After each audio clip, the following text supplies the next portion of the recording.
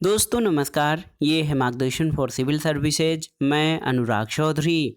दोस्तों कंप्यूटर से संबंधित महत्वपूर्ण प्रश्नों के वस्तुनिष्ठ जीएस संचय श्रृंखला में इस वीडियो में प्रस्तुत है आगत निर्गत युक्त यानी इनपुट आउटपुट डिवाइसेस से संबंधित महत्वपूर्ण प्रश्नों का भाग 4, जो आपके आगामी सभी परीक्षाओं के लिए बहुत ही उपयोगी है।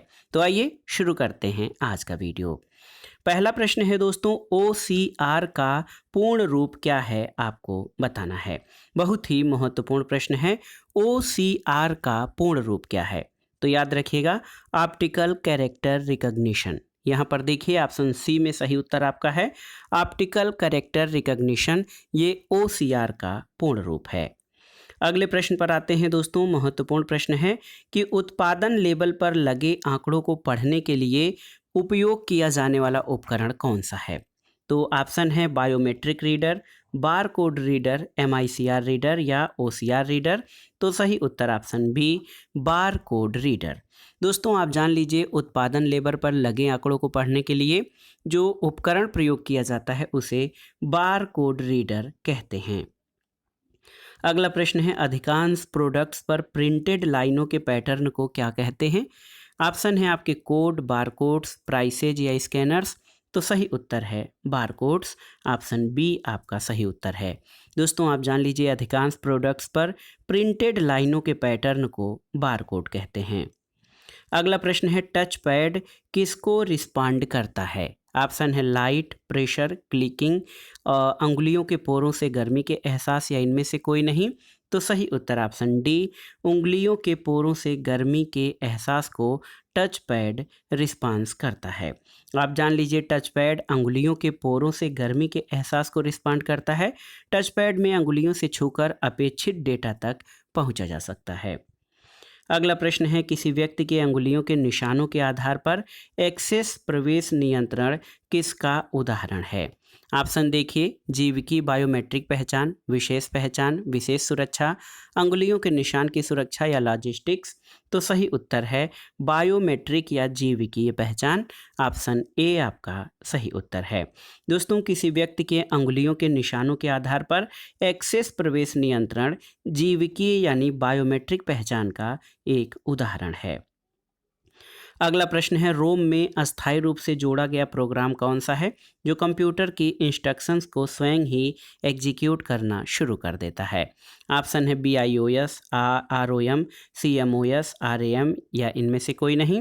तो सही उत्तर है BIOS। दोस्तों आप जान लीजिए कि रोम में अस्थायी रूप से जोड़ा गया प्रोग्राम जो है वो क्या होता है। ये सॉफ्टवेयर प्रोग्राम BIOS यानी बेसिक इनपुट आउटपुट सिस्टम है, जो कंप्यूटर के निर्देशों को स्वयं ही निष्पादित करना शुरू कर देता है और ये मदरबोर्ड पर नॉन वोलाटाइल रोम चिप पर स्टोर रहता है। अगला प्रश्न है, स्टोरेज डिवाइस जो एक ही डेटा को बहुत सी अलग अलग डिस्क पर स्टोर करता है ताकि एक डैमेज हो जाने पर दूसरे पर वही डेटा पाया जाए, उसे क्या कहते हैं? तो सही उत्तर है RAID। RAID का पूर्ण रूप होता है रेड्यूटेंट एरे ऑफ इंडिपेंडेंट डिस्क, यानी वह स्टोरेज डिवाइस जिसमें एक लॉजिकल यूनिट में कई डिस्क ड्राइव होती हैं, जिनमें एक ही डेटा अनेक डिस्कों पर रेड लेबर स्टोर होता है और एक के डैमेज हो जाने पर दूसरी से उस डेटा को प्राप्त किया जा सकता है। अगला प्रश्न है, इनपुट और आउटपुट के अनुपात को कहा जाता है क्या? आपको बताना है। ऑप्शन है योग्यता, क्षमता, टार्क, ए और बी दोनों। तो याद रखिएगा दोस्तों, इनपुट और आउटपुट के अनुपात संदर्भ के आधार पर अलग अलग हो सकता है।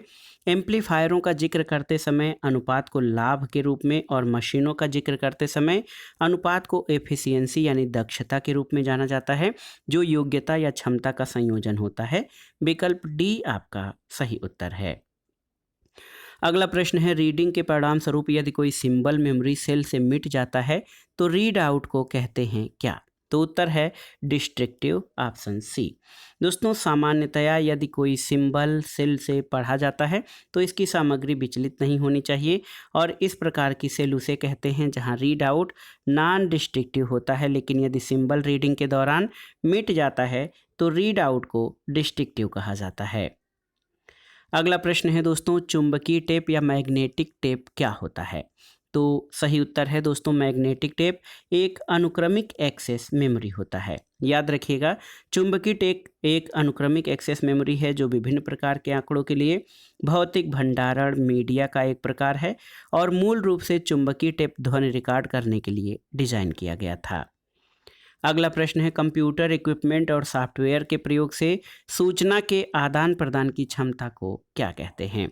ऑप्शन है data entry, internet, data retrieval, electronic communication या इनमें से कोई नहीं। तो सही उत्तर है ऑप्शन डी, इलेक्ट्रॉनिक कम्युनिकेशन। दोस्तों आप जान लीजिए कंप्यूटर इक्विपमेंट और सॉफ्टवेयर के प्रयोग से सूचना के आदान प्रदान की क्षमता इलेक्ट्रॉनिक कम्युनिकेशन कहलाती है। इलेक्ट्रॉनिक कम्युनिकेशन इंटरनेट की तुलना में अधिक व्यापक संकल्पना है। अगला प्रश्न है दोस्तों कंप्यूटर का कौन सा भाग कंप्यूटर प्रोग्राम के अनुदेशों को निष्पादित करने में सीधे शामिल होता है। ऑप्शन है स्कैनर, मुख्य स्टोरेज, सेकेंडरी स्टोरेज, प्रिंटर या प्रोसेसर। तो सही उत्तर है प्रोसेसर। आप याद रखिएगा प्रोसेसर दोस्तों ये कंप्यूटर का वह भाग होता है जो प्रोग्राम के अनुदेशों को निष्पादित करने में सीधे सम्मिलित होता है और ये निर्देशों तथा प्रोग्रामों का पालन करके कार्य संपन्न करता है। अगला प्रश्न है निम्नलिखित में से कौन कंप्यूटर में रजिस्टर नहीं है। ऑप्शन देखिए संचयकर्ता, स्टैक पॉइंटर, प्रोग्राम पॉइंटर या बफर। तो सही उत्तर है बफर, ऑप्शन डी। दोस्तों आप जान लीजिए बफर जो है वो कैश मेमोरी की तरह कंप्यूटर मेमोरी का एक डेटा क्षेत्र है जो अस्थायी भंडारण के लिए होता है। विकल्प डी आपका सही उत्तर है। अगला प्रश्न है यदि आप फ्लॉपी की फाइलों को डिलीट करने की कोशिश करें तो क्या होता है। तो जान लीजिए दोस्तों फाइलें डिलीट हो जाती हैं और फिर से रीस्टोर नहीं की जा सकती हैं। तो ये फ्लॉपी डिस्क की फाइलों से संबंधित विशेषता है। दोस्तों फ्लॉपी की फाइलों या फोल्डरों को डिलीट करने पर वे डिलीट हो जाती हैं और उनके रिसाइकिल बिन में न जाने के कारण उन्हें फिर से रीस्टोर नहीं किया जा सकता है। अगला प्रश्न है एक हार्डवेयर डिवाइस जो डेटा को अर्थपूर्ण इंफॉर्मेशन में परिवर्तित करता है उसे क्या कहते हैं। तो ऑप्शन है protector, output device, input device, program या प्रोसेसर। तो सही उत्तर है प्रोसेसर, ऑप्शन ई आपका सही उत्तर हो जाएगा। दोस्तों प्रोसेसर एक छोटी चिप होती है जो कंप्यूटर और अन्य इलेक्ट्रॉनिक उपकरण में रहती है जो डेटा के अर्थपूर्ण या उचित इंफॉर्मेशन में परिवर्तित करती है। अगला प्रश्न है कौन सा एक डेटा है जिसे अर्थपूर्ण रीड से संगठित और प्रस्तुत किया जाता है। ऑप्शन है प्रोसेस, सॉफ्टवेयर, स्टोरेज, इंफॉर्मेशन या डेटा। तो सही उत्तर है इंफॉर्मेशन। दोस्तों इंफॉर्मेशन एक डेटा है जिसे अर्थपूर्ण रीति से संगठित और प्रस्तुत किया जाता है। ऑप्शन डी आपका सही उत्तर है। अगला प्रश्न है कि किस प्रकार को या कैसे फाइल का साइज सिकुड़ जाता है जिससे इसे कम स्टोरेज स्पेस की आवश्यकता होती है, उसे क्या कहते हैं। तो सही उत्तर है कंप्रेशन। आप जानते हैं फाइलों को कंप्रेस किया जाता है। दोस्तों कंप्रेशन द्वारा फाइल का आकार जो है सिकुड़ जाता है जिससे इसे कम स्टोरेज स्पेस की आवश्यकता होती है। इमेज, डेटा, ऑडियो आदि सभी को कंप्रेस किया जा सकता है। अगला प्रश्न है दोस्तों वे कंपोनेंट्स जो आंकड़ों का संसाधन करते हैं वो निम्नलिखित में स्थित होते हैं कहाँ पर। तो आप जान लीजिए प्रणाली इनपुट यानी सिस्टम इनपुट में। दोस्तों महत्वपूर्ण प्रश्न है, आप देख लीजिए कि जो सिस्टम यूनिट या प्रणाली यूनिट जिसे टावर या चेसिस के रूप में जाना जाता है ये डेस्कटॉप कंप्यूटर का मुख्य हिस्सा होता है। इसमें मदरबोर्ड, सीपीयू, रैम और अन्य घटक शामिल हैं। वे सभी कंपोनेंट जो आंकड़ों का संसाधन करते हैं सिस्टम यूनिट में निहित होते हैं, इसलिए विकल्प सी आपका सही उत्तर है। अगले प्रश्न पर आते हैं दोस्तों संकल्पनात्मक टूल्स का एक संग्रह जो डेटा, रिलेशनशिप, सिमेंटिक्स और कंस्ट्रक्ट्स का वर्णन करता है क्या कहलाता है। तो उत्तर है डेटा मॉडल, ऑप्शन सी। दोस्तों डेटा मॉडल संकल्पनात्मक टूल्स का एक संग्रह है जो डेटा के भागों, गुणों, संबंधों, समानताओं आदि का वर्णन करता है। अगला प्रश्न बहुत ही महत्वपूर्ण है डेटा की इंटेग्रिटी या अखंडता। दोस्तों आप जान लीजिए बहुत ही महत्वपूर्ण है, ये बहुत ही महत्वपूर्ण है। आप देख सकते हैं डेटा की इंटीग्रिटी या अखंडता में बाधा आने का कारण क्या है। आपको बताना है। बहुत ही महत्वपूर्ण प्रश्न है ये आपका। तो यहाँ पर देख सकते हैं दोस्तों, ऑप्शन है डेटा की उपलब्धता पर नियंत्रण, डेटा की असंगति, डेटा की सुरक्षात्मक नियंत्रण, डेटा की अनधिकृत प्रवेश या डेटा का फालतूपन। तो सही उत्तर आपका हो जाएगा ऑप्शन ई, डेटा का फालतूपन। याद रखिएगा ऑप्शन ई आपका सही उत्तर है। दोस्तों, डेटा की इंटीग्रिटी में बाधा आने का कारण डेटा का फालतूपन यानी रिड्यूडेंसी ऑफ डेटा है। ऑप्शन ई आपका सही उत्तर है। अगला प्रश्न है दोस्तों, विशिष्ट इनपुट अथवा आउटपुट डिवाइसेज को शेष कंप्यूटर प्रणाली के साथ कम्युनिकेट करने की अनुमति प्रदान करने हेतु डिजाइन किए गए स्पेशलाइज्ड प्रोग्रामों को क्या कहा जाता है?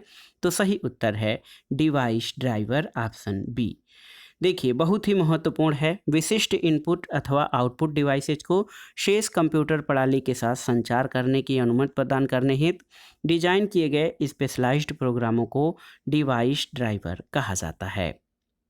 अगला प्रश्न है, BIOS का क्या कार्य है? आपको बताना है। तो सही उत्तर क्या हो जाएगा? सिस्टम हार्डवेयर के पुर्जों को प्रारंभ करना। BIOS यानी बेसिक इनपुट आउटपुट सिस्टम। याद रखिएगा, BIOS basic input output system, और इसका कार्य जो है ये कंप्यूटर को चालू करते समय जो है स्वपरीक्षण निर्देश या कमांड देना होता है। स्वपरीक्षण कंप्यूटर के सभी भागों जैसे हार्डवेयर और सॉफ्टवेयर आदि की उपयोज्यता तय करता है, यानी ये सुनिश्चित करता है कि वे सब तकनीकी रूप से सही स्थिति में हैं और सहजता से काम कर सकते हैं। यदि स्वपरीक्षण में कोई अनियमितता पाई जाती है तो बायोस उसे ठीक करने के लिए कंप्यूटर को एक कोड देता है। यह कोड प्रायः एक बीप की ध्वनि होती है जो कंप्यूटर को चालू करते समय सुनाई देती है। अगला प्रश्न है, निम्न में से कौन सा आउटपुट डिवाइस नहीं है? Drum plain plotter, CRT monitor, earphones और डिजिटल कैमरा। तो सही उत्तर है डिजिटल कैमरा। दोस्तों, डिजिटल कैमरा जो है एक इनपुट डिवाइस है, जबकि अन्य सभी आउटपुट डिवाइसेज के उदाहरण हैं। अगला प्रश्न है, निम्नलिखित में से कौन सा एक स्टोरेज माध्यम नहीं है? आपको बताना है। ऑप्शन है hard disk, flash drive, DVD, CD और मॉनिटर। तो सही उत्तर है मॉनिटर। याद रखिएगा दोस्तों, मॉनिटर स्टोरेज माध्यम नहीं है, यह एक इलेक्ट्रॉनिक डिस्प्ले डिवाइस है। अगला प्रश्न है, मॉनिटर के डिस्प्ले आकार को कैसे मापा जाता है? आपको बताना है। ऑप्शन है जिगजैग, हॉरिजॉन्टली, वर्टिकली, केंद्र से सबसे दूर कोने तक, या डायगोनली। तो सही उत्तर है डायगोनली। ऑप्शन ए आपका सही उत्तर है। दोस्तों, मॉनिटर के जो विकर्ण आकार होता है, जैसे आपको दिखाया जाता है 24 इंच या 50 सेंटीमीटर, ये उसका विकर्ण के रूप में माप होती है। अगला प्रश्न है, स्क्रीन या मॉनिटर डिवाइसेज हैं hard copy, soft copy, input devices, display devices. तो सही उत्तर ऑप्शन डी, डिस्प्ले डिवाइसेज। दोस्तों, स्क्रीन या मॉनिटर डिस्प्ले डिवाइसेज हैं और मॉनिटर चित्र या प्रोसेस इनपुट के रिजल्ट को स्क्रीन पर प्रदर्शित करता है। ये कंप्यूटर और उपयोगकर्ता के बीच संबंध स्थापित करता है। अगला प्रश्न बहुत ही महत्वपूर्ण है, आप देख सकते हैं दोस्तों, बहुत ही महत्वपूर्ण प्रश्न है कि वीडियो कंट्रोलर क्या कार्य करता है? वीडियो कंट्रोलर, तो याद रखिएगा, वीडियो कंट्रोलर दोस्तों स्क्रीन पर बनने वाले इमेज से संबंधित समस्त इलेक्ट्रॉनिक कार्यों का संचालन करता है। ऑप्शन सी आपका सही उत्तर है।